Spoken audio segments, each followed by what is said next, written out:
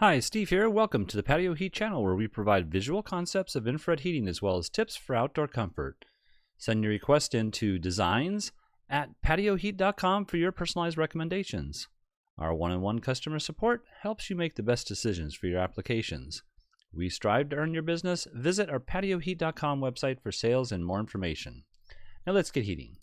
All right, so here we have this residential covered deck patio, and let's just go ahead and look at the overall dimensions real quick.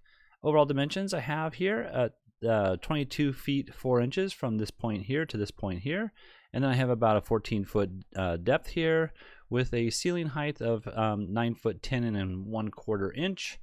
And I think that's about it. So let's go ahead and turn that off. And then I just want to go ahead and show the floor plan here that I matched up, as well as the elevation as best as I could. And let's go ahead and look at the options here. And so what I'm recommending in this application, it's a windy, colder area. And I would recommend the 6,000 watt flush mount units. Now I'm putting them in this particular parallel with the outer edge here of this covered section, and also I'm offsetting them a little bit because of the doors. I'm assuming the doors come out into the patio, and so the seating area is going to be mostly out here. Now a 6,000 watt unit mounted on the ceiling of up to 10 feet will put a footprint of heat of roughly 12 feet, and this is a 14-foot section. So if we offset it to the right, we're going to get the most heat, I believe, will be in the higher occupied space. So that is why I'm offsetting that. Let's go ahead and look at the distances I have from each other. And just to show you the offset here, I have this at 8 foot 3 1/4, and then 5 foot 8 1/2 to the center of the unit itself, and then 8 foot center to center. Now typically I'd put it just a little bit further apart, but because of the staircase over here, I thought it would be best to just move it a little bit closer so that you got a better overlapping between the two heaters. Let's go ahead and look at the footprint of heat. So on a 6,000 watt unit, you can see with that, and I probably should show you one other thing here. So let me go back here and look at the distance from this outer edge here, and that's kind of where I started my distances from. So let me get that mark up here, and we'll go from here, hit that correctly. So we'll go from here to the center of the heater itself, and you can see here we're at 4 feet on that distance from the edge of the covered deck patio area itself. All right, let's turn that off. Sorry about that. And yeah, you can see the footprint of heat is nice, even throughout the whole entire space. Nice overlapping through the center of each space. So I think this would be the most comfortable for this particular application. The last thing I want to talk about is the ceiling joists that are up here.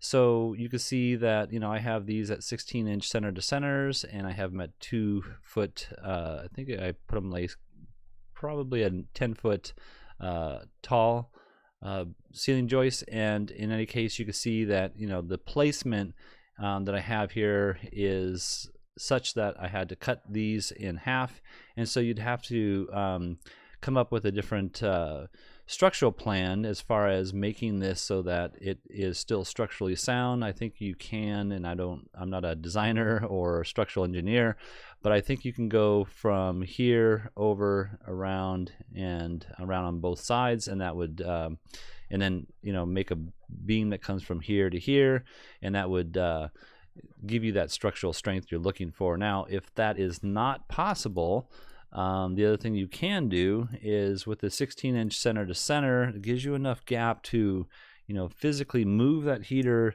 over so that you can just put it between the beams. And let's see if I did that right. I'm going to go ahead and just move it over to here. And yeah, you can see on a 16-inch center to center, we still have enough gap here for the 1 hour clearance drywall insulation piece for the flush mount kit itself.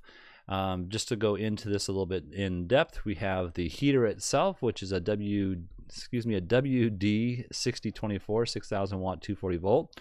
We have the flush mount kit itself, which is this component right here in blue, and that has a ventilation holes around it.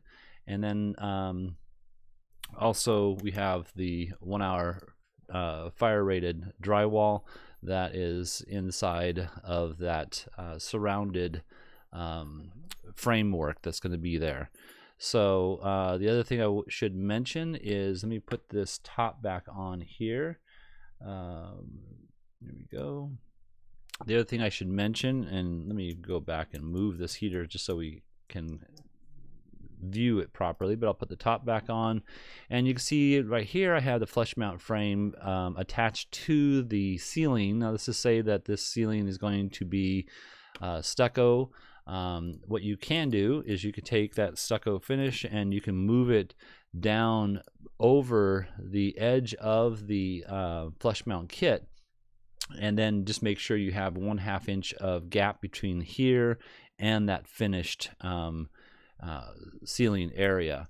Now if the ceiling area is going to be some sort of wood finish, let's say, then what you need to do is to take the unit itself and drop it down so that the unit is at the same elevation as the ceiling itself. And so you can see here now I dropped it down just slightly so that it's at the same elevation as the finished wooden combustible surface, and that allows for the clearances below the heater to still be met. We have a clearance of 18 inches on all 4 sides, and then we have 32 inches down below, and that's why we were offsetting the heaters because of the doorway over here. So all right, well, I hope this has helped. If you're looking for some assistance with your outdoor heating application and you would like us to review your plans, send your information into designs@patioheat.com. I'm Steve.